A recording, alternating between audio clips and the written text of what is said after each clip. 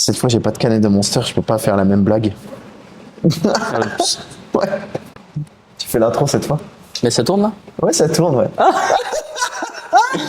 Donc bienvenue à tous pour ce deuxième épisode du The Classic Podcast. On retrouve Tintin aujourd'hui. Salut. Et moi-même.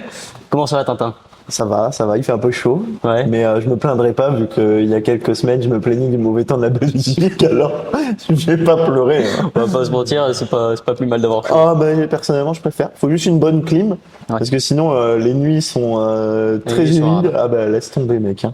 Je connais. Ah ben là, heureusement que nous on a la clim, hein, parce que je me souviens il y a quelques années chez moi c'était le bordel. Je me réveillais toutes les nuits pour aller prendre des douches. T'inquiète, j'ai grandi à La Réunion, je dormais sur le carrelage. Faut savoir que C'est vrai. Faut savoir que ce mec quand même, c'est le premier gars que je connais qui marche pieds nus H24 parce que quand il était à la Réunion, il se trimballait pieds nus, il se faisait engueuler, du coup il avait pas peur et il marchait pieds nus partout. Ouais, mais regarde ce que ça me porte. Pied plat, grosse stabilité au squat. Faut voir le positif partout. N'importe quoi. N'écoutez pas ce qu'il dit. Il dit de la merde, hein, putain. Bon, on espère que vous allez bien. En tout cas, comme vous le voyez, nous ça va. Aujourd'hui, pas de Monster, seulement de l'eau. C'est un peu dommage, mais Parce que Tintin a encore oublié ma canette. alors, Voilà. Non, mais putain. dis la vérité. En fait, le truc, c'est que je l'ai foutu dans mon frigo. En fait, je peux pas la sortir pour qu'elle soit fraîche pour toi. Tu vois, je pense à toi. Le truc, c'est que je l'ai mis dans ma portière de frigo, mais je l'ai oublié. Tout simplement pourquoi? Parce que, j'oublie tout. Allez, du coup, aujourd'hui, on va parler de différents sujets. Encore une fois, le but, comme on l'a dit, c'est de vous informer. Le but, c'est de discuter entre nous. Ce podcast et sûrement le prochain, du coup, seront tournés de manière à ce qu'on soit juste tous les deux. Ouais. Et ensuite, on aura des invités à qui, du coup, on a demandé, ou certains, on est en train de demander. Alors, on est en train d'organiser tout ça. Voilà. Mais en gros, on sera pas tout seul, ne vous inquiétez pas. Il y aura même des invités plutôt sympas. Donc, on vous en parlera prochainement. Donc déjà, on va parler de, tiens, mon cher Robin, c'est quoi un programme optimal et pour toi? Et ensuite, on enchaînera sur. Alors, pour moi, un programme optimal, c'est un programme. C'est pas une question d'examen. Hein. T'es pas obligé de répondre. Pour moi, un programme optimal, c'est un programme où déjà, avant tout, tu t'aimes. Parce que quand t'aimes le truc, pour moi, tu le respectes beaucoup plus facilement que quand t'aimes pas du tout ton programme. C'est des exercices sur lesquels t'es très fort et qui seront adaptés à toi en fonction de ta morpho et surtout, avant tout, en fonction de tes objectifs, quoi. Ouais. Tu vois, et après un programme qui est adapté du coup en fonction de tes points forts, de tes points faibles. J'aime pas trop dire points faibles, mais peut-être retard, tu vois. Voilà, donc pour moi c'est plutôt ça et c'est quelque chose qui est réfléchi, qui est encadré et qui est bien structuré. Ok, ouais, c'est un grand truc, mais en fait pour en revenir au principal, c'est quoi? C'est surtout que ça te plaise. Voilà, en fait c'est c'est quelque vraiment chose qui te plaît avec derrière des bons choix d'exercices, des exercices qui te plaisent. Ouais. Et puis tout simplement, voilà. Ouais, je suis complètement d'accord avec toi. Tu fermes ta bouche et tu pousses fort, tu pousses lourd. Personnellement, je crie pendant Voilà. la série. C'est très bien. C'est ce qu'il faut. Mais moi, je suis vraiment du même avec toi. Je pars vraiment de ce principe que ce qui est important, c'est vraiment créer cette adhérence-là, tu vois. On parle souvent de optimal, qu'est-ce qui est le mieux? Est-ce que le mieux, c'est de faire cet exercice-là avant? Ouais. Est-ce que le mieux, c'est le poly? Est-ce que le mieux, c'est l'isolation? Mais en fait, le plus important en soi, c'est de kiffer parce que il y a qu'en kiffant que tu tiendras ton programme. Ouais, et puis c'est surtout que quand tu kiffes ce que tu fais, tu y vas avec beaucoup plus d'envie. Ouais, c'est ça. Et du coup, t'es beaucoup plus performant. Le nombre de personnes qui font pas de leg day, voilà, qui skippent leur leg day parce que leur séance elle pue la merde. Désolé, mais si tu fais un vrai bon leg day, que tu te crées un bon leg day, franchement, t'as qu'une envie, c'est de le refaire. Mais je préfère, tu vois, par exemple, sur mes élèves, faire un programme à la limite qui est presque un petit peu moins optimal que ce que j'aurais voulu pour qu'ils kiffent et qu'ils y aillent à fond tout le temps, plutôt qu'ils soient à 80% ou 70% parce que ils kiffent pas forcément leur séance. Et c'est ça. Je me dis, il vaut mieux qu'ils soient à 100% sur un programme, on va dire, qui est efficace à 85%, plutôt qu'il soit à 70% sur un programme qui est efficace à 100%. Tu vois ce que je veux dire? Ouais, non, mais je comprends complètement. Après, moi, je préfère vraiment qu'il soit efficace à 100%. Ah, mais ça, c'est l'idéal quand tu arrives à combiner les deux. Non, mais même rien que pour nous, je sais que moi, à partir du moment, je détestais faire les leg day, à partir du moment où j'ai arrêté d'écouter ce qu'on me disait pour leg day, un truc tout con, mais j'ai arrêté de faire des squats. J'ai fait des squats bulgares. Bon, après, pas tout le monde aime les squats bulgares. Personnellement, j'aime beaucoup. Mais tu mets à faire du squat bulgare à la place de faire des squats. Je me mettais à faire des squats à la Smith à la place de squats. Je me suis mis à reprendre le soulevé de terre alors que tout le monde disait ouais, le soulevé de terre c'est pas un mouvement bon pour l'hypertrophie. Mais en soi, franchement, j'ai commencé à kiffer mes séances. J'ai commencé à les kiffer et j'ai arrêté d'écouter tout ce qu'on disait. Du coup, le mouvement roi, c'est le squat pour les cuisses. Désolé, hein. Il y a des grands personnages que je kiffe, comme Tom Platz, mais quand tu l'entends dire ouais, pourquoi les gens ils font pas du squat, ben, désolé les gars, mais si les gens ils font pas du squat, c'est peut-être parce qu'ils ont pas la même morpho que toi, et ils pourront jamais développer des cuisses comme toi aussi. Voilà. Et à contrario, t'as un mec qui kiffe squatter, qui a la morpho pour le squat, et qui a un squat qui magnifique, développe super bien ses, qui développe bien ses trucs. Ben genre vas-y, mais fais du squat en fait. Tu vois. Vas-y, y a aucun problème. Il y en a ils kiffent ça. Et ben moi franchement, je leur dis restez sur votre squat. Je sais que moi pendant un moment j'adorais ça, tu vois.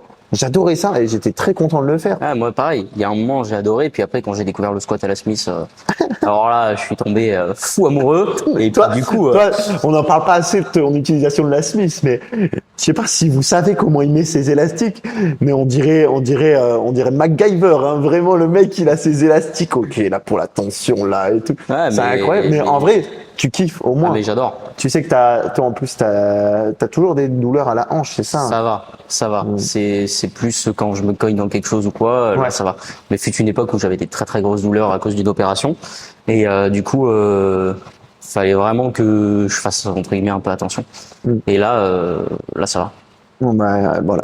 En gros, il a trouvé un moyen d'optimiser son mouvement parce qu'il préférait faire ça. Et c'est encore une fois, c'est ce qu'on vous dit, c'est que moi, un truc que je fais, par exemple, c'est-à-dire que je lui fais par le passé, j'ai arrêté de le faire et je le refais à nouveau, c'est que lorsque je viens créer un programme, j'appelle mes élèves, j'appelle tout simplement les personnes qui vont commencer le suivi avec moi, je leur fais un check de tout. Ok, au niveau de la diète, parce que c'est en vrai, on parle de programme, mais le programme ça comprend la diète aussi.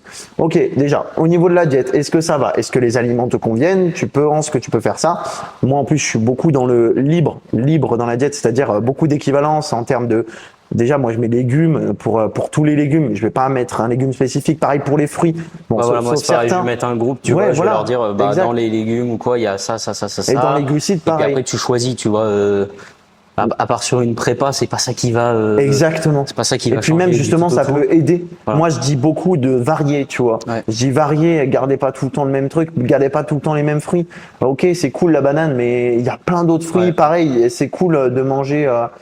Des brocolis, d'accord, mais il y a plein d'autres légumes. Moi, j'essaie de leur mettre, tu vois, par exemple, les fruits, de leur dire de privilégier les fruits de saison et de varier dans les fruits de saison, les légumes de saison, pareil. Genre, il y a des moments où, j'en ai je sais pas combien, ils font de la ratatouille tout le temps parce que, ça leur permet de varier. Et puis c'est la saison. Moi, tu vois, je kiffe ça. Et bon, après, il y en a, ils diront attention parce qu'avec l'eau, tu perds tous tes nutriments dans la flotte. Alors, on me l'a déjà dit. Oui, mais bon, et je suis d'accord. Mais en vrai, le kiff est tellement là. Voilà. Puis ça n'empêche que c'est pas comme si tu bouffais un truc avec zéro nutriment, quoi. Et après, vous pouvez prendre le multivitamine sur Fitness sur Amen. Enfin, faut pas que je le dise, pardon. C'est un sponsor. Donc on coupera ça au montage. Et du coup, je pense que c'est ça avant tout de trouver quelque chose qui te fait kiffer, tu vois. Et ça vaut autant pour les exercices que je pense que presque pour le format d'entraînement, que ce soit en split ou en PPL. Quelqu'un qui supporte pas le PPL, ça le gave, il va reculer dans la salle parce qu'il a aucune envie de faire une séance push ou quoi. Et il vaut mieux qu'il fasse un split où il est à 100% dedans, voilà, tu vois. On en revient au même truc, c'est tout simplement, moi, je demande toujours à la personne, qu'est-ce que tu préfères à la base? Si la personne me donne libre cours, je fais ce que je veux. Mais si la personne me dit son programme, ça j'aime bien, ça j'aime bien, ça j'aime bien. Bah écoute, bah on va faire, je lui intègre.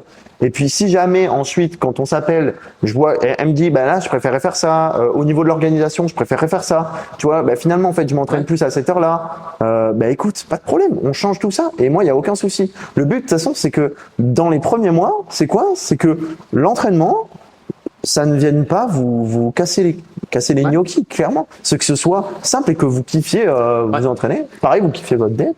Moi, la diète, tu vois, je leur demande quels sont, dans le formulaire que j'envoie avant, je leur demande quels sont vos aliments que vous aimez pas du tout et les aliments préférés. Ouais. Bon, juste, il y en a je sais pas combien qui me disent pizza, hamburger, je sais pas quoi. Du coup, ça, les gars, ça, tu le gères quand tu veux pour ton repas libre. Mais sinon... En diète flex, c'est complètement faisable par contre. Hein. Ouais. En diète flex, c'est complètement faisable. Il y a nos mecs, elle avait trouvé des recettes. Là même, elle me remontre. Genre avec, vous prenez un faritas et juste vous foutez de sauce tomate et trucs comme ça. Et même au pire, vous faites la pâte tout seul. Si vous êtes en diète flexible, moi je suis complètement pour. Aller. Oui, non, mais si t'es en diète flexible et surtout si tu sais gérer ta diète flexible, parce que j'en ai. J'en ai eu, voilà, il lui manque des carbs dans son repas. Non. Il lui manque des carbs, il met de l'avocat et puis après il se rend compte qu'en fait c'est full lipide. Pardon, mais. Alors que de base il était pas. Il est con. De base il était pas en diète flex, tu vois. Ouais. Et il y avait 1 ou 2 jours où il n'arrivait pas. Il pouvait pas être en diète fixe. Donc je lui ai dit bon bah voilà, on passe en diète flex, tu traques sur MyFitnessPal, tu rentres l'aliment et tout avant. C'est important. Et en fait il l'a rentré après le repas. Et en fait, il s'est aperçu qu'en fait, les lipides c'était comme ça parce qu'il pensait avoir mis des glucides et c'était de l'avocat. Ah bah oui. Ah oui, parce que l'avocat, c'est pas parce qu'il y a marqué que c'est un fruit que c'est des carbs. Hein. Donc ouais. Après, je trouve que c'est important de les éduquer là-dessus. Moi, je sais que à chaque début de coaching, j'ai un onboarding qui leur permet tout simplement en fait d'être pris en main au début. Donc au moins ça permet une personne qui est random, lambda, qui vient de commencer le sport, elle peut être capable de tout suivre, tu vois, de tout comprendre. Donc même avec la diète flex, si à un moment elle veut regarder, si elle veut pas elle veut pas comprendre au début, mais qu'au bout d'un moment elle se dit j'aimerais bien venir changer, je lui dis écoute, regarde cette vidéo là, ça dure une demi-heure, je t'apprends comment gérer tes nutriments, il y a aucun souci. Et puis les gens en fait ils se rendent compte que finalement une diète c'est pas si nul que ça, tu vois. Il y en a plein. Putain, moi, on en revient sur ce truc, c'est que quand t'es avec des gens qui ne sont pas dans ce milieu et qui te voient avec ta diète, moi personnellement, j'aimais bien être en flex en off, mais même des fois, ça m'arrive encore sur certains repas de venir adapter. Les gens, quand ils te voient manger certains trucs, ils sont en mode, mais attends, mais t'es en diète parce que ils te voient manger des trucs qui ont l'air super bons, tu vois. Ouais. Mais moi, je suis pareil, je suis en diète flex, tu vois. Ouais. C'est bon. Je disais que j'étais en diète flex parce que j'avais envie de varier tout simplement. Et du coup, là, donc là, je traque avec MyFitnessPal.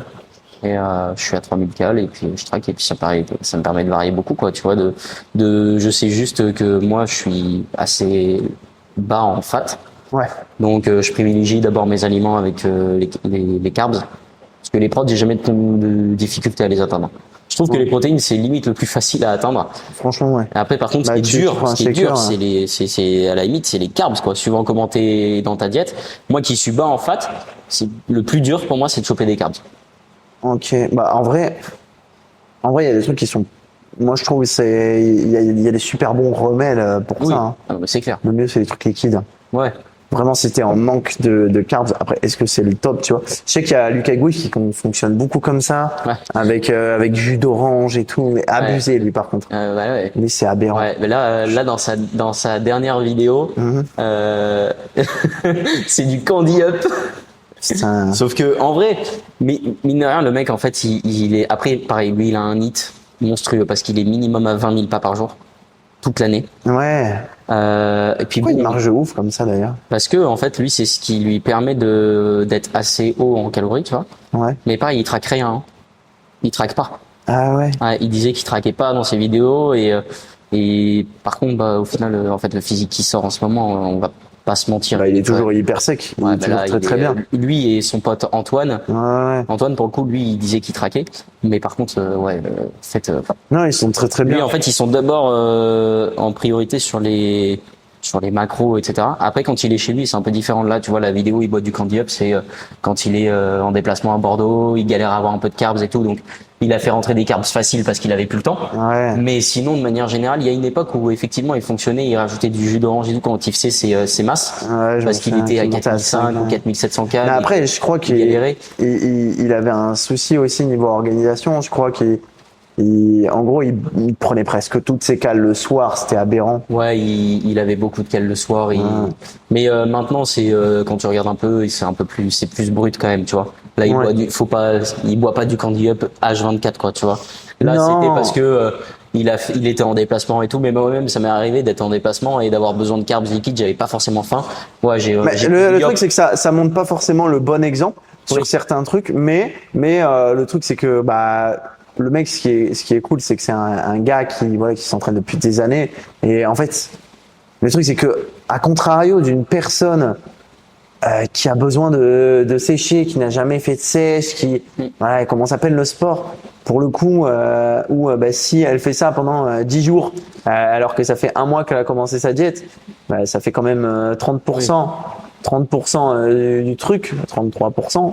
Alors que lui, s'il fait ça sur une dizaine de jours, sur 10 ans, non, mais c'est pour ça c'est infime, quoi. Voilà. C'est pour ça que là, de toute façon, il le disait que c'était parce qu'il était en déplacement, qu'il galérait à avoir des carbs. Ouais. Tu vois, il ramène de la cluster dextrine et des trucs comme ça parce qu'il va en mettre dans son intra pour être sûr d'avoir ses carbs sur la journée. Ouais. Mais c'est tout, quoi, tu vois. C'est comme les de gars. manière générale, il est le plus brut possible et il a raison. Parce que quand il y a plein de gars qui sont en diète et qui ont plein de cheats dans la semaine. Moi, c'est pas du tout mon format. Moi, j'aime bien rester sur un repas libre. Ouais. Or ensuite partir des trucs avec la famille, ça peut arriver sur des personnes clean et tout. Ouais. Je suis jamais chiant là-dessus. Mais il y a des gens, ils sont tellement hauts en cale. Je me souviens notamment de Tristan avec son ancien coach. Il lui foutait des sushis, des trucs, etc. J'ai un très bon pote, Romain, son coach. Romain, il avait un retard sur les quads. Mm-hmm. Il était très fort sur la chaîne post. Ouais. Mais il a un retard sur les quads. Alors, je sais pas si c'est encore actuellement le cas, mais son coach, il lui demandait en post-training d'envoyer des sushis.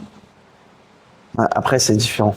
Mais parce que c'est différent. C'est différent. Il y a voilà. Il y a autre chose, mais stop. Mais ça n'empêche. Arrêtez d'en parler. Faut éviter de balancer des noms. On dit des trucs comme ça. Ça va. Je connais un gars. Voilà. Je connais un gars. On va cut. Vas-y, je vais le cut ça. C'est pas grave. Mais mais il y en a plein qui font ça. Il y en a il y a des coachs qui te demandent, tu vois, d'envoyer, nati ou pas nati, d'ailleurs. Hein. Ouais, qui te demandent d'envoyer des sushis ou j'en sais rien en post-training. Burger. Parce que ça leur fait monter les carbs, parce que ça leur fait monter les cales, en fait, sur la journée et que. En fait, aussi, ça te permet de voir un petit peu comment ils réagissent à un gros afflux de cales comme ça, directement. Ça peut aider aussi potentiellement pour une future prépa. Après, les cheat loading comme ça marche pas. Ça peut marcher. Moi, de manière générale, je suis pareil. J'essaie de demander un repas libre par semaine, au moins sur un jour où ils s'entraînent. Ouais. Tu vois, pas sur un jour off parce qu'en plus, il y en a, même s'ils ont des steps à faire, tu sais que les jours off, en fait, au final, quand tu te rends compte au fur et à mesure des bilans, qu'en fait, les mecs, sur les jours off, c'est vraiment Netflix and chill toute la journée. Ouais, mais ça, c'est le pire. Donc, franchement, je trouve ça horrible. Il y en a, tu vois, repas libre, non. Et après, moi, j'essaie de les amener sur un rapport avec l'alimentation, tu vois, qui fait qu'en fait, il y a des moments, en fait, ils vont quasi pas faire de repas libre parce qu'ils en ont pas l'envie. En fait, mon but, c'est de leur amener une diète qui leur plaît tellement qu'ils ont pas forcément l'envie de faire repas libre. Et tu vois, moi, je le garde vraiment pour le social. Je te le dis, je le garde. Non, mais moi, je leur dis, vous avez un repas libre dans la semaine. La seule condition, c'est qu'il soit sur un jour où vous vous entraînez. Alors, il y en a qui le font, il y en a qui le font pas. Mm-hmm. Mais tu vois, il y en a, ils le font pas pendant 3 semaines. Si après, pendant une semaine, il y a 2 jours où ils font un repas libre sur des jours où ils s'entraînent, ça me dérange pas, tu vois. Par contre, si c'est toutes les semaines, 2 fois par semaine, non. Ouais, toi, t'es pas du tout là-dessus. Je sais que Noémie, elle accepte beaucoup plus ce genre de choses, mais moi, je pars du principe que tu conditionnes aussi un petit peu les personnes. C'est-à-dire que si tu conditionnes quelqu'un à cheater plusieurs fois dans la semaine, alors que la personne, elle mange déjà que 1800 cales, gros, c'est pas possible. Parce qu'en fait, tu vas me taper un repas à 1800. Tu vois, c'est pas possible. On est d'accord.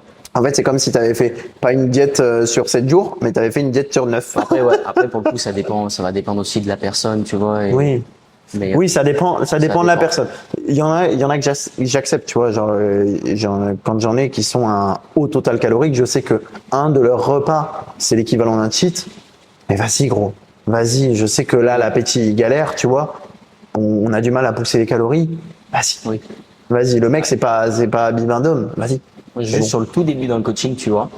Genre, suivant la composition corporelle de la personne, les 10 ou 15 premiers jours, je vais leur demander d'essayer d'être le plus clean possible. Ouais. Parce que j'ai besoin de voir comment ils vont réagir, tu vois. Ouais, Parce que s'ils font un cheat au bout de 3 jours et que moi, entre guillemets, je me dis, bah, à la fin de la semaine, je vois le bilan. En fait, est-ce que le cheat, il a beaucoup influé ou quoi, tu vois? Je préfère avoir une base et pouvoir après adapter à partir de cette base-là, tu vois. Je suis complètement d'accord. Je leur mets en fonction de la compo corporelle, je leur mets un repas libre par semaine au bout de 10 jours ou de 15 jours de coaching suivant la compo de la personne. Non, moi, je suis exactement pareil. Déjà, pour voir s'il n'y a pas de souci de transit, c'est parce que rien que ça, en fait, on se rend pas compte. Mais putain, moi, je vais prendre mon cas personnel. Je sais qu'après une pizza, je ballonne. Ah, mais moi, pour autant, je suis capable de te démonter des burgers et des sushis, genre de taper du 2000 calories de burgers et de sushis.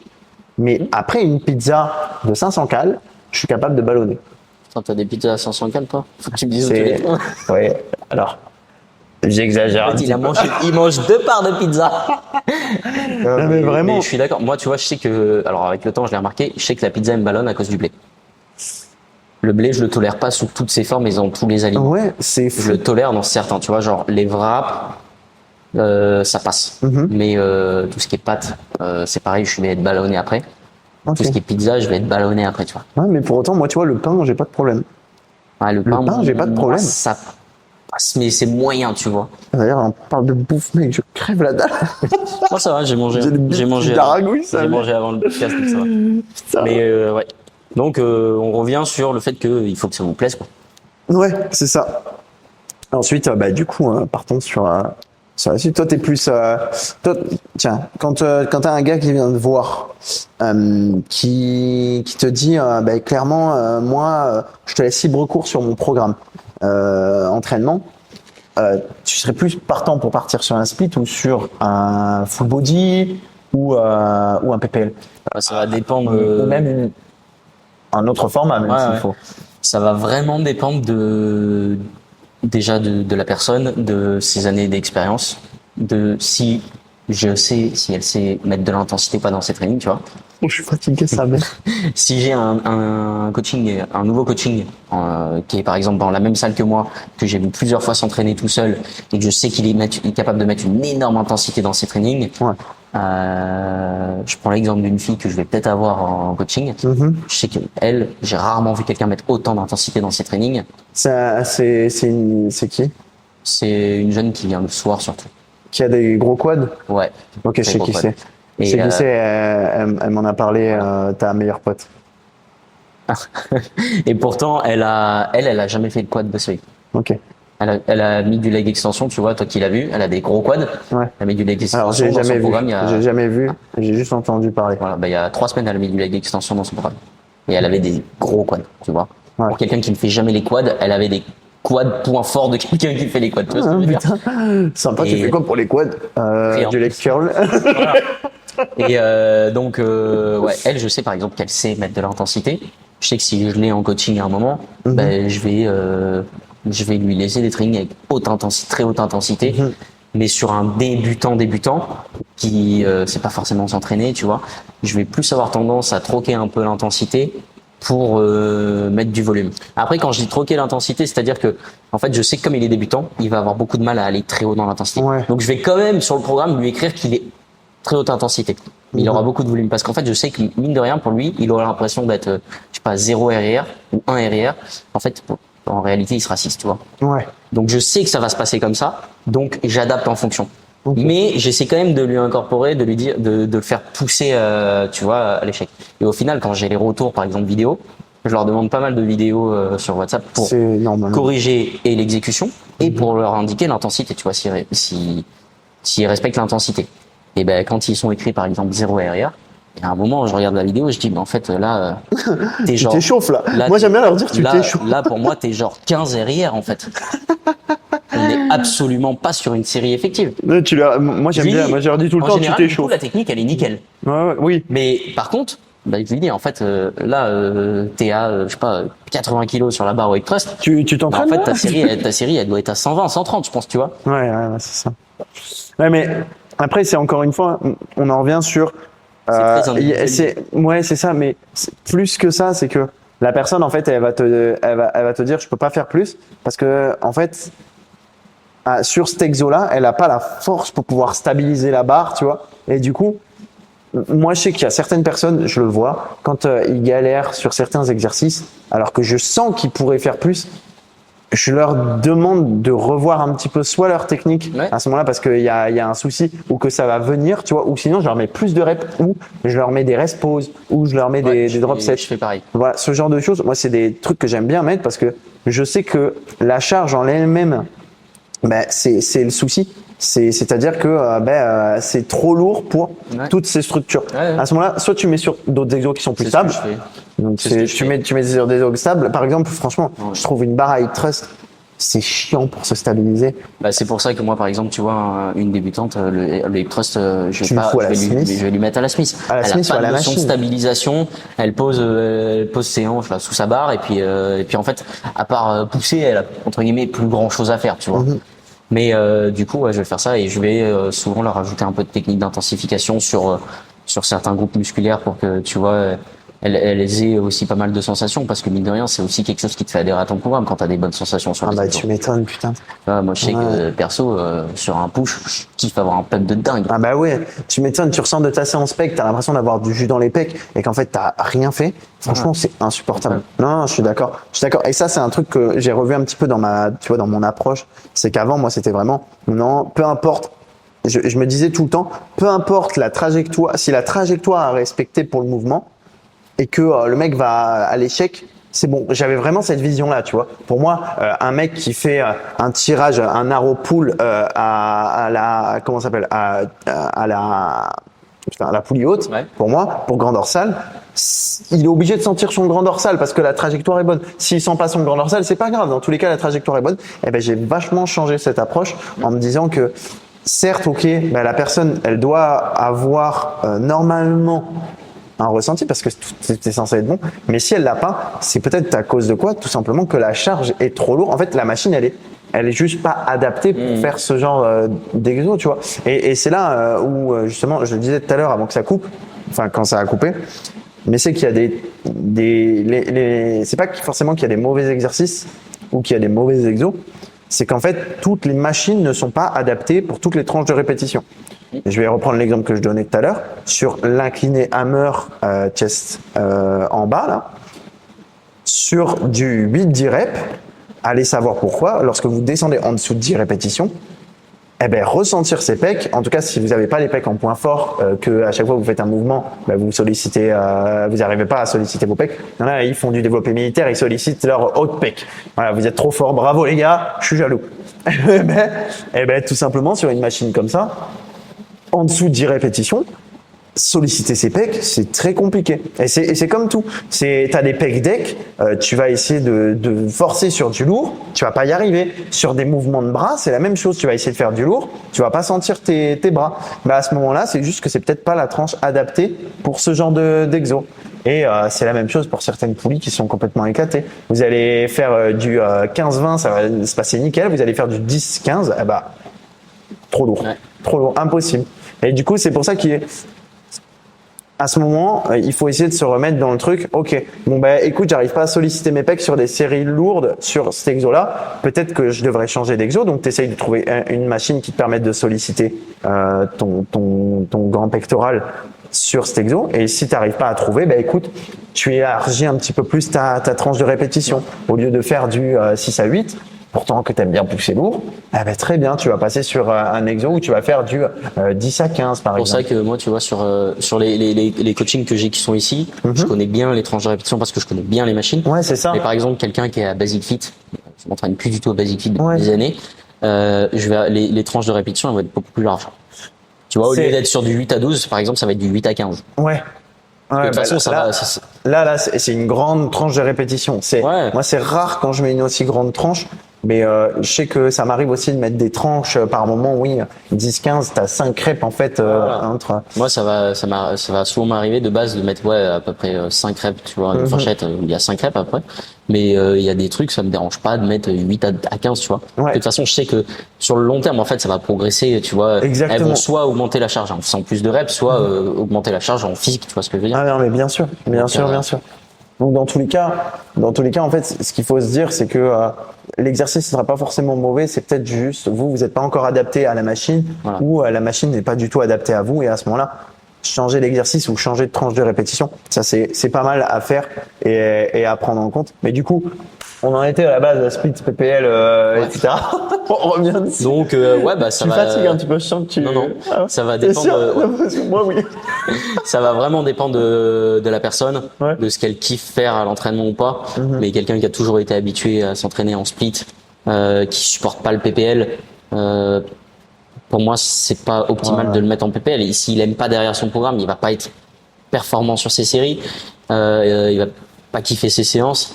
Donc ça va se retranscrire aussi sur son physique. De toute façon, c'est simple. Pour moi, le physique reflète ton entraînement, tu vois. Exactement. Donc si tu kiffes t'entraîner avec, je sais pas moi, en split, avec pas forcément un volume énorme, mais une grosse intensité. On parle de personnes qui sont pas de l'élite génétique quand même. Voilà, il y en a certains, tu auras beau les mettre sur tous les formats, ils explosent. Mais du coup, ça va vraiment dépendre de ce que t'aimes faire et après de comment tu réagis au truc, tu vois. Ouais, effectivement. Mais il y en a, j'en ai, ils sont en PP, en push-pull legs avec pas beaucoup de volume, une très grosse intensité et ça marche très bien. Et j'en ai, ils ont des PPL avec gros volume et grosse intensité et ça marche très bien aussi, tu vois. Mais parce qu'ils kiffent s'entraîner comme ça, tu vois. Oui, c'est ça. Mais il y en a en fait, ils peuvent pas avoir beaucoup de volume parce qu'en fait, juste au bout d'un moment, la concentration elle lâche. Tu vois, le nerveux il lâche. Moi, je suis comme ça, moi. Moi, je sais que tu vois, sur les jambes, si j'ai un gros volume, mon nerveux il lâche hyper vite. Par contre, sur un push, je peux avoir un volume de dingue, et mon nerveux il lâche pas parce que je kiffe tellement ma séance push qu'en fait, je peux avoir un haut volume. Mais après, c'est parce que aussi les legs, c'est compliqué à récupérer entre chaque série et parce que faut le dire, quand tu t'entraînes, toi, les jambes, t'envoies comme un fou. Aussi, c'est pour ça. Là, il y en a certains, ils vont être à l'échec, toi, il va te rester encore 3 reps. Non, parce qu'il me l'a déjà fait, au hack squat, je vous raconte pas. Le pire, c'était pendant ma prépa, cet enfoiré. Mes dernières séances, comme ça, au bout de ma vie sur le hack squat, comme ça. Je me suis dit, putain, il me reste qu'une rep, là, je suis au bout. Et Robin, il arrivait de loin, il me regardait, il me disait 3. Ce gros bâtard, il me regardait, il me disait. Il fait les 3. Oui, c'est ça le pire, c'est que je les faisais, du coup. Mais j'étais au bout de ma vie. Putain, je m'en souviens toujours. La dernière séance, tu m'avais poussé, mais tellement loin. Tout le monde me le dit. Tu sais, il y a un reel sur Insta, là, où, la personne, elle, à la fin de sa série, elle en peut plus, il y a une petite souris qui arrive et qui fait encore 4. Tout le monde m'a identifié dans ce reel. C'est vrai, en plus, c'était vraiment la pire des merdes parce que les gens, ils sont vraiment au bout. Et toi, t'arrives, t'es en mode, ouais, non, ça va, t'es encore à l'échauffement. Et tu sais que même moi, du coup, maintenant, j'ai pris un réflexe, c'est quand quelqu'un me dit, par exemple, allez, tu m'en fais encore une, je me dis, rien à foutre, j'en fais 3. C'est bien. En vrai, c'est bien. C'est une bonne manière en fait, chaque fois, je les ai. C'est une bonne manière de fonctionner. Je sais que, moi, il faut vraiment que j'ai un bon environnement de salle pour pouvoir me foutre dans ce monde-là. Ouais. Il faut vraiment que j'ai un bon environnement. Un peu du mood du dans ce moment gym, aussi, j'y arrive. Dans ce gym, j'arrive à me mettre à me mettre en transe, mec, à me mettre des grandes claquasses. Il y a des gens, ils détestent ça, hein. Ils détestent voir des mecs se mettre des grandes tartes et tout. Moi, je m'en fous. J'en ai rien à foutre. Quand je m'entraîne, je crie et tout. Mais je m'en fous parce que mon but, c'est de m'entraîner. C'est pas que les autres me regardent. Je le fais vraiment pour moi. Et je sais que j'arrive à me foutre dans des transes. Alors que, quand j'étais à Bali, c'était pas la même, quoi. Tu t'entraînes à tirer l'arigot, quoi. Moi, les gens d'ici, ils savent, j'ai déjà pissé du nez sur un arrière d'épaule, sur un crucifix arrière d'épaule. Dire, j'ai déjà pissé. J'étais en mode, qu'est-ce qu'il nous fait, le en plein pendant le leg day, tu sais. Ça a failli arriver sur. Non, tu t'es craqué le short, par contre, en plein pendant. Et ça, tu sais que ça a failli arriver, pour la petite histoire. Alors, heureusement pour moi, ça n'est pas arrivé, mais j'ai failli avoir tout mon transit qui a lâché pendant un deadlift. Ah, what the fuck, t'avais serré ta ceinture comme un bâtard? Je sais même plus si j'avais une ceinture, tu vois. Ah ouais, mais... J'ai fait une rep, j'ai commencé la deuxième et je me suis dit, oh! Et non, non, heureusement pour moi. Il finit à l'hôpital. Heureusement pour moi. Descente d'organes. Non, mais quand je dis le transit, enfin, tu vois le délire, quoi. Non, mais j'ai capté. Et heureusement pour moi, non. Mais en vrai, c'est normal. T'en as plein en compète de power qui se pissent dessus parce que forcément. Ouais, bah oui. C'est les filles. Bah normal, c'est compliqué. T'imagines, gros. Mais bref, donc ouais, grosse intensité. Désolé, on a peu importe le format, intensité. Mais faites un format que vous kiffez et que vous tenez. Donc le dernier sujet, Tintin, d'aujourd'hui, c'est Vas-y, je t'écoute. Je suis chaud. L'arrogance des coachs. Ah, celui-là, ça va faire mal. Alors, ouais, je t'avoue que j'avais bien envie de parler de ça un petit peu. Mais ouais, l'arrogance des coachs par rapport à quoi? Juste, désolé. Par rapport à d'autres coachs ou par rapport aux autres? Par rapport à d'autres coachs. Non, parce que en fait, j'ai à l'heure d'aujourd'hui, c'est qu'il y a beaucoup de personnes qui, en fait, se font pas passer sur de la merde, surtout que sur les réseaux, et en fait, qui par leur force de parole, voilà, l'argument d'autorité, sous prétexte que la personne, en fait, elle va te dire, je suis ça, j'ai fait ça. Eh ben, en fait, du coup, il faut que tu la crois et il faut que tu fermes ta gueule. Voilà, parce que cette personne-là, c'est, voilà, tout ce tas. Ouais, je vois bien ce que tu veux dire. Après, et ils ont cette manière de faire aussi avec leur coaching. Tu regardes, à rabaisser, à dire que c'est des merdes, etc. Que s'ils n'arrivent pas à suivre un plan, c'est de leur faute. Moi, j'arrive pas avec ça. Moi, j'ai moins entre guillemets de mal parce qu'en fait, je les vois pas. Dans le sens où, si tu veux, moi, en fait, au fur et à mesure du temps, j'ai appris à essayer de cerner les gens très vite et de cerner cette manière d'être là. Et du coup, en fait, ces personnes-là, de un, je les suis pas. Je regarde tellement pas leur contenu ni rien qu'en fait j'ai moins ce problème-là que toi. Tu vois ce que je veux dire? En plus, toi, je pense que étant plus dans le milieu du body pur que moi, je pense que c'est plus pas se mentir, je pense que c'est plus un monde un peu de rapia, tu vois. Franchement, moi, je suis un petit peu. J'ai l'impression quand même, d'un point de vue extérieur, que ça a essayé de se piquer les clients, que tu vois, ça a été dénigré le travail de l'autre. Ouais, pourquoi il t'a fait ci, pourquoi il t'a fait ça, tu dois changer de coach. Je te donne un exemple, gros. En fait, je connais pas un seul coach qui crache pas sur un autre coach. Mais moi, je sais pas, je peux pas partir là-dessus, tu vois. Il y a des coachs que je supporte pas. Il y a des coachs que je peux pas me blairer. Je ne les suis plus. Les gens que je peux pas me blairer, je ne les suis plus. C'est très simple. Au lieu de dire que cette personne fait de la merde, ce qui m'est arrivé par le passé, de dire mais non, elle fait de la merde et tout, c'est naze ce qu'il fait. Je pars du principe maintenant, ok, c'est une autre méthode de faire que la mienne. Mais il y a des coachs, ils n'hésitent pas à dénigrer, à plomber d'autres mecs, mais genre comme jamais. Moi, tu vois, vraiment, à la limite, le vrai coach sur qui, je vais dire, ils sont capables de faire de la merde, c'est ceux qui ont un débutant là. J'ai l'exemple dans mes potes, on lui a proposé ça faisait 1 mois qu'il était à muscu, l'autre il lui propose une cure directe. Ça, je suis désolé, mais quoi qu'il arrive, t'es pas un bon coach quand tu fais ça. Bah non, c'est pas possible. Il y en a plein.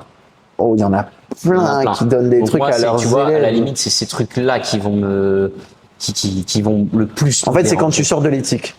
C'est quand, pour moi, c'est à partir du moment où l'éthique est remise en jeu, d'accord? Parce que mine de rien, bah là, en fait, ce que tu fais, c'est plus bien.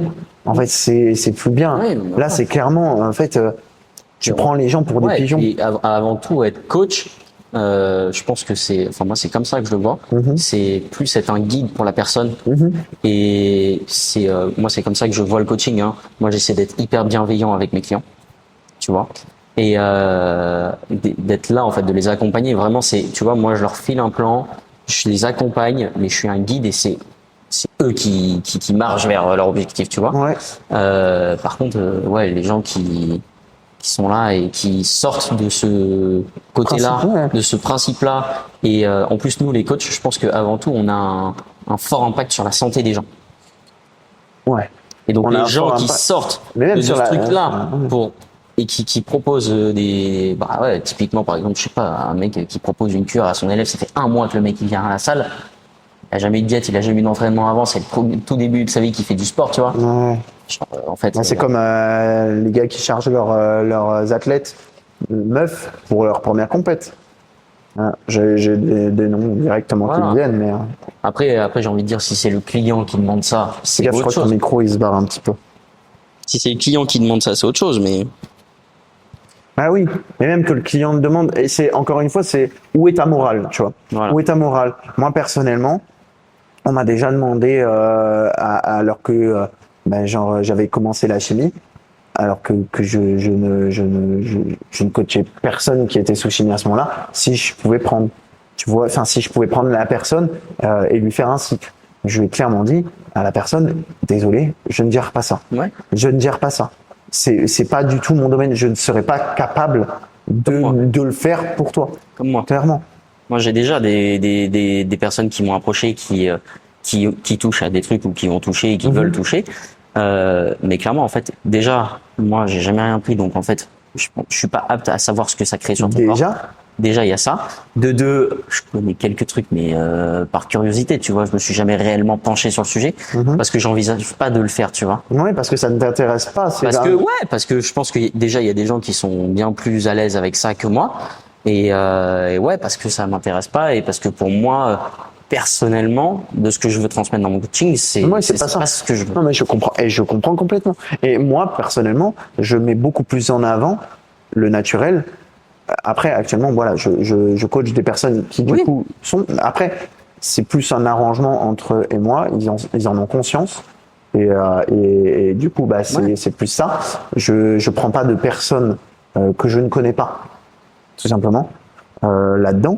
Mais pour le coup, je sais que je prône vraiment ce sport naturellement. Et c'est un peu hypocrite de ma part de le dire, mais les gars, on se rend pas compte du potentiel qu'il y a naturellement. On se rend pas compte du potentiel. Ah ouais, mais moi je le vois de plus en plus en fait. Je le vois de plus en plus qu'il y a des gars autour de moi ou quoi en fait qui sont natifs, qui ont des physiques ouf. Et tu le vois en fait les gars parce qu'ils respectent les principes de base de l'entraînement et de la diète et tout et qu'ils le tiennent tout le temps. Exact. En fait les gars, je suis désolé mais on en connaît tous autour de nous. Des mecs qui sont natifs qui font passer 95% des mecs chargés pour ridicule. Ah bah oui, il y en a pas énormément, tu vois. Il y en a pas beaucoup. Mais il y en a pas beaucoup, mais quand tu vois que c'est possible. C'est con, mais très souvent c'est des gars qui sont coachés. Ouais. C'est très souvent c'est des gars qui ont été coachés très vite. Ouais, soit c'est des gars ça fait très longtemps qu'ils s'entraînent, qui ont beaucoup de connaissances. Ou c'est des mecs qui ont une génétique de fou furieux. Voilà. Mais ça n'empêche qu'au final en fait tu vois que mine de rien c'est possible, tu vois. Ah bah oui, bien sûr, quand tu vois des mecs, bah tiens, on va parler de nos Français. Tu vois des mecs comme Hartmann, tu vois des mecs comme Romain, mon pote, ou tu vois des mecs comme Flo encore. Ouais, tu vois des mecs comme Flo, qui pareil, qui enchaînent les compètes. Lui, ça fait des mois et des mois qu'il est en prépa. Enfin, désolé, mais c'est complètement possible. C'est grave. C'est complètement possible. C'est complètement possible. Et quand bien même les personnes pensent qu'ils sont pas natifs, etc., on s'en fout. On vous demande pas votre avis là-dessus. Mais c'est quand même possible. Et après, il y en a là où justement, faut attention à faire le disparate, c'est que c'est pas parce que ces mecs sont natifs que vous atteindrez leur niveau. C'est ça qu'il faut comprendre. Mais c'est pas pour autant que vous pourrez pas avoir un très bon physique. Et au lieu de ça, pousser, essayer de comprendre, franchement, je vous jure que moi, le truc que je regarde le plus, à mes 16 ans, si j'avais eu la thune, mais c'est de prendre un coach. Franchement, je te jure, mec, mais c'est un truc, ça te fait sauter des étapes. En fait, si tu prends un coach alors que tu commences à t'entraîner, je pense que en un an, t'as sauté 5-6 ans. Ah ouais. Franchement. Je pense que quand tu prends un coach et qui te met un bon coach et qui te met les principes de base bien en place, bien établis. C'est un glitch code. Mais en fait, c'est Motherload. C'est un gain de temps, mais c'est ouf. Non mais oui, vraiment. Vraiment, c'est un glitch code sur GTA, c'est argent. Je suis sûr que t'en as plein dans tes élèves qui se disent, qui t'ont dit, ouais putain, si je t'avais connu un an avant, je t'aurais pris déjà et en fait j'aurais gagné, j'aurais gagné énorme. Oui, après ça va, maintenant j'ai un peu plus des expérimentés, j'ai rarement voilà, moi c'est pareil, tu vois, mais ils m'ont dit pareil, ils m'ont dit ouais si j'avais su on me l'a redit encore une fois avant en fait. On me l'a redit encore une fois et très souvent c'est des gars qui ont tendance à faire des masses sèches, je sais pas trop. Voilà. Et puis ils disent putain mais si j'avais su, tu vois, genre je suis trop con. À l'heure d'aujourd'hui, en fait, j'ai des gars, ils ont eu le physique, ils ont jamais eu un physique comme ça, et même des nanas. Hein. Et moi, je suis content parce que déjà, je leur transmets ma passion, voilà. Et encore une fois, on en revient dans le principe de ce que tu sais, c'est d'être bienveillant avec eux. Moi, je trouve que c'est important d'être bienveillant avec eux, sans pour autant se laisser marcher dessus. Je pense que ça, faut savoir faire la part des choses. Il y a un temps où je me suis fait un peu bouffer par mes coachings et en fait du coup j'étais tellement présent que quand je l'ai moins été, on me l'a reproché. Mais en fait j'en avais besoin parce que sinon genre j'aurais craqué. Mais c'est pas pour autant qu'il faut être dispo à 24. Faut qu'ils comprennent que c'est quand même un boulot, d'accord, que c'est une relation professionnelle, ok. Et faut pas l'oublier. Après, être bienveillant, bien s'entendre avec eux, ok. Mais il y en a, ils vont boire des coups avec des élèves à eux, etc. Ils font ce qu'ils veulent. Ils vont manger avec eux. Ils s'entendent super bien. C'est leurs meilleurs potes. Il y en a, ça devient des potes, tu vois. Oui. Mais il y a le côté perso, il y a le côté pro. Ouais. Il faut faire le disparat. Si t'arrives pas à le faire. Et d'ailleurs, c'est pour ça, moi, c'est le truc avec Noémie. Là, j'ai la coach pour sa compétition. Mais c'est le truc qu'on s'est dit, c'est que s'il y a un quelconque problème dans la prépa qui vient jouer sur notre couple, on arrête la prépa, tu prends un autre coach, tu vois. Faut savoir faire la différence. Voilà. Et moi, c'est con, mais j'ai perdu des amis aussi comme ça, à cause du coaching. J'ai perdu des amis à qui j'étais pote avant. Il y a eu le coaching et du coup, voilà. Mais c'est pour ça qu'il faut savoir se remettre en question aussi dans ces moments-là et ne pas être trop pote. Ouais. C'est ce que j'essaye d'être un peu moins. Avant, j'étais trop pote avec mes élèves. Maintenant, justement, le fait de prendre cette distance-là, voilà. Ouais. Moi, ça va encore. Tu vois, même si j'ai des coachings qui sont devenus des très bons amis et j'ai un ou deux amis que j'ai en coaching. Mais tu vois, direct dès le début, j'ai dit là, on rentre dans une relation pro. Ouais. Donc dans la relation pro, si on démarre, c'est ok pour que toi tu sois capable de te dire à ce moment-là, Robin, j'aime pas du tout ce que tu fais, ça me va pas, clairement, ou alors j'aime pas commenter, etc. Et c'est pas un problème. Ouais. Et inversement. Mais il y a une manière de dire. Voilà. Il y a une manière de dire, mais du coup, tu vois. Parce que moi, on m'a déjà chié à la gueule. Au final, c'est ouais, moi, tu vois, mais j'essaie. En fait, je leur dis clairement, c'est de la communication, tu vois. Ouais. Si t'as le droit de me dire que ça ne va pas, et j'ai le droit de te dire que ça va pas. C'est comme avec ta meuf, en fait. Hein. C'est tout con, mais c'est comme avec ta nana. Oui. En fait, si tu dis rien à ton coach, voilà. Désolé mon gros, mais c'est normal que ça capote, tu vois. Et si ça te va pas, écoute, ça veut dire qu'il y a des trucs que t'as pas compris, tu vois. Non mais oui, du coup je t'ai coupé. Non mais c'est tout, tu vois, genre voilà, c'est de la communication et c'est juste après à toi de voir comment tu fonctionnes, tu vois. Mais du coup, ouais, pour en revenir sur le point principal, c'est en tant que coach, on se doit d'être bienveillant dans notre façon de faire, parce que mine de rien, tout ce qu'on dit, tout ce qu'on fait, pour les gens qu'on coach et les gens qui nous écoutent, pour qui on est crédible, en fait, ils le prennent comme de l'eau de roche. Ouais. Pour eux, c'est un jus de pomme, d'accord ? Ça rentre et puis ils kiffent. Et le truc, c'est que si tu viens à dire des choses sans forcément en prendre compte, je repense à un truc que j'ai vu l'autre fois que j'avais mis en story, où un gars il disait qu'en post-workout, il bouffait des bonbons. Je revois encore des fois de ses réels passés. Il dit pas que de la merde, c'est ça le pire. Mais que là, il a eu une parole, en fait, qu'il ne se rend pas compte de l'impact qu'il a. Et en fait, quand sa vidéo, elle fait 5000 vues, 5000 likes, 5000 likes une vidéo, ça veut dire qu'il a fait au moins 500 000 vues dessus. Ouais. Et faut se rendre compte le nombre de personnes que ça a touché. Alors peut-être qu'il y en a 70% qui vont penser que c'est de la merde, mais les 30 autres pourcents qui sont peut-être des jeunes, ils vont aller faire ça. Ouais. Et c'est complètement con. Et enfin, c'est dommage. C'est là où justement, il faut se rendre compte que ta parole, elle a un impact. Elle a un impact. Et que l'aspect marketing, est-ce que des fois, il est plus valable ? Est-ce que l'aspect clash, est-ce que l'aspect faire des vues ? Mais encore une fois, on revient sur l'éthique personnelle. Voilà, en fait, c'est ça. Où est l'éthique là-dedans ? Et je trouve que c'est cool parce que sur les réseaux, c'est en train d'arriver de plus en plus. Où maintenant, en fait, t'as de plus en plus de sanctions qui sont en train d'être prises. Ouais. Déjà, maintenant, tu as des sanctions contre le cyberharcèlement, tu as des sanctions sur ce que tu dis. Là, je sais pas si tu as vu en gros, là, c'est assez récent. Les influenceurs, maintenant, qui balancent des faux produits ou de la merde comme produit, ils ont été obligés d'afficher sur leur mur disant que ils avaient été chopés par je sais pas comment ça s'appelle, l'agence nationale des produits et tout. Et en fait, ils ont dû afficher ça disant qu'en fait, ils avaient fait une vente frauduleuse. ou un partenariat frauduleux. Ça, c'est grâce à Booba, ça. Ah ouais, oui, c'est vrai. Il les a fracassés. Non, mais il a raison. Mais c'est bien, ça fait avancer les choses. Mais c'est pas assez. Et ça va arriver. De toute façon, ça va arriver. Le truc, c'est que mais j'espère qu'un jour, en fait, ce genre de contenu, et clairement, en fait, c'est un peu ça, c'est les coachs TikTok, coachs Instagram, ce sera un peu plus sanctionné parce que t'as des gens qui, encore à l'heure d'aujourd'hui, nous, on les récupère des fois, et c'est des gens qui, en fait, on m'a dit de suivre une diète pomme. Et j'ai mangé des pommes pendant 2 semaines. Très bien. Et qu'est-ce qui s'est passé? Je suis devenu une pomme. Très bien, gros. Non, mais franchement, c'est en fait, nous, on récupère des gens comme ça. Et c'est triste, hein. Et c'est triste. Parce que du coup, on se rend compte qu'il y a un manque d'éducation. Ouais. Et en fait, c'est tout simplement à cause de la portée. Et c'est depuis tout petit. Depuis tout petit, on nous apprend manger 5 fruits et légumes par jour. Il faut pas manger plus que ça. Pas de glucides le soir. Pas tout ça. Et c'est à nous de restaurer aussi cette bonne parole et de faire gaffe à ce qu'on dit. Ouais, je suis d'accord. Donc ouais, en tant que coach, faut faire gaffe à ce qu'on dit à ses élèves. Faut faire gaffe à ce qu'on dit des autres coachs, parce que mine de rien, en fait, t'es pas là pour descendre les gens, t'es pas la police. Mais c'est pas pour autant aussi qu'il faut tout accepter. Ouais. Il faut faire gaffe vraiment à tout ça. Et faut s'entourer des bonnes personnes, en fait. Exact. S'entourer des bonnes personnes. En fait, il faut s'entourer des gens qui partagent, je pense aussi un peu votre point de vue, en tout cas, ce vers quoi vous voulez aller. Tu vois?